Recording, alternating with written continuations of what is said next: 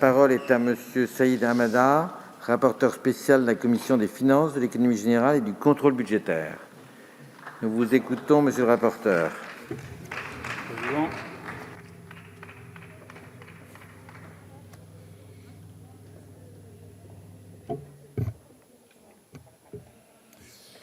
Monsieur le Président, mes chers collègues, Monsieur le Ministre, Madame la Ministre de la Mer. Très heureux d'ailleurs d'avoir un ministère de la Mer, ministère que nous avons appelé, que j'ai appelé de mes voeux et qui aujourd'hui prend corps dans cet hémicycle et avec vous. La réapparition du ministère de la Mer se traduit dans les chiffres. Avec 391 millions d'euros en AE et 385 millions d'euros en CP versés au total par les programmes 203 et 205, ce budget 2022 bondit de presque 30% en AE et de presque 50% en CP par rapport à l'an dernier. C'est un budget bien supérieur à la moyenne des crédits depuis 2017. Et ce n'est pas un effet conjoncturel qui serait lié à une hausse temporaire des moyens. Ce sont bien les dépenses tendancielles du programme 205 qui augmentent de 40 millions d'euros pour financer des mesures co-construites avec le monde maritime dans le cadre de la grande concertation menée en 2021, le fameux Fontenoy du maritime. Ainsi, 3 mesures emblématiques sont traduites dans ce budget. La première, c'est le maintien jusqu'en 2023 de l'aide octroyée au transport maritime de passagers en 2021, consistant à une prise en charge intégrale par l'État des cotisations sociales dues par les armateurs sur les emplois de marins. Ce fameux net wage a été initialement mis en place pour sauver certaines compagnies de ferry doublement affectées par la crise et le Brexit, notamment Brittany Ferries sur la ligne transmanche. Cette mesure est efficace au long cours pour renforcer l'employabilité des marins et soutenir la compétitivité des compagnies maritimes françaises.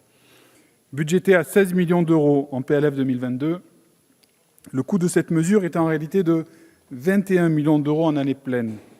Il conviendra donc à l'avenir de sanctuariser un budget de 21 millions d'euros minimum, voire supérieur, si les compagnies opérant dans le cadre de DSP, délégation de service public, venaient à être incluses dans le dispositif, ce qui n'est pas le cas aujourd'hui.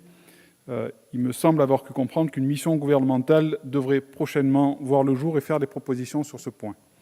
La seconde mesure, c'est une subvention complémentaire de 5 millions d'euros versée à l'ENSM, l'École nationale supérieure maritime, pour lui permettre d'augmenter dès 2022 ses promotions en vue d'un doublement à horizon 2027. L'ENSM a d'ailleurs accueilli dès cette rentrée 52 élèves supplémentaires. Le complément de 5 millions d'euros ne sera cependant pas suffisant pour atteindre l'objectif fixé. Il faudra porter la subvention à un total de 31 millions d'euros d'ici 2027, mais également augmenter le plafond d'emploi de 50 ETP équivalent temps plein sur la période afin de permettre à l'école de recruter du personnel supplémentaire. Je me permets ici de saluer l'engagement de la direction de l'école et des salariés de cette école ENSM qui met tout en œuvre pour traiter cette question et être à la hauteur de ses ambitions. Enfin, la grande nouveauté de ce budget, c'est la création d'un fonds d'intervention maritime, le FIM, enveloppe dotée de 17 millions d'euros en 2022.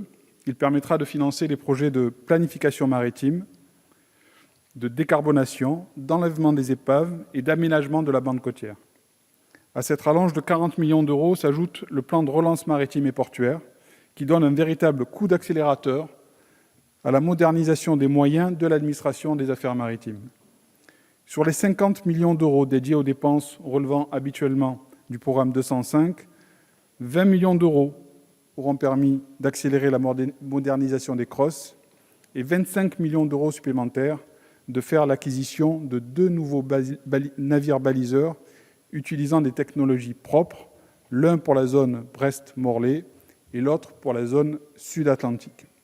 En effet, il aurait été difficile de financer ces navires sur les seuls crédits du programme sans faire l'impasse sur d'autres actions. L'impact du plan de relance est aussi significatif sur le volet portuaire, à la faveur de 175 millions d'euros inscrits sur la mission plan de relance pour 2021. La FIFT a pu amplifier considérablement ses interventions dès 2020 en finançant de nouveaux projets dans les grands ports maritimes en faveur de la transition énergétique.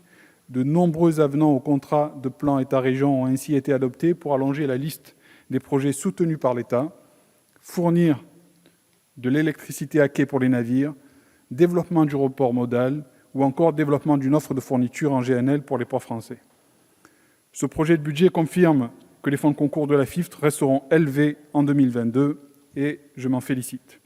Seuls les crédits alloués à la compensation des charges non commerciales restent aujourd'hui à 100 millions d'euros et sert principalement à financer les dépenses de dragage et ne va pas au-delà. Il me semble qu'il faudra avoir un effort supplémentaire que j'évalue à 112 millions d'euros. Nonobstant cette réserve, mes chers collègues, je vous propose bien entendu d'adopter les crédits de ce programme 205 et les crédits portuaires du programme 203. Je vous remercie. Merci, mon cher collègue.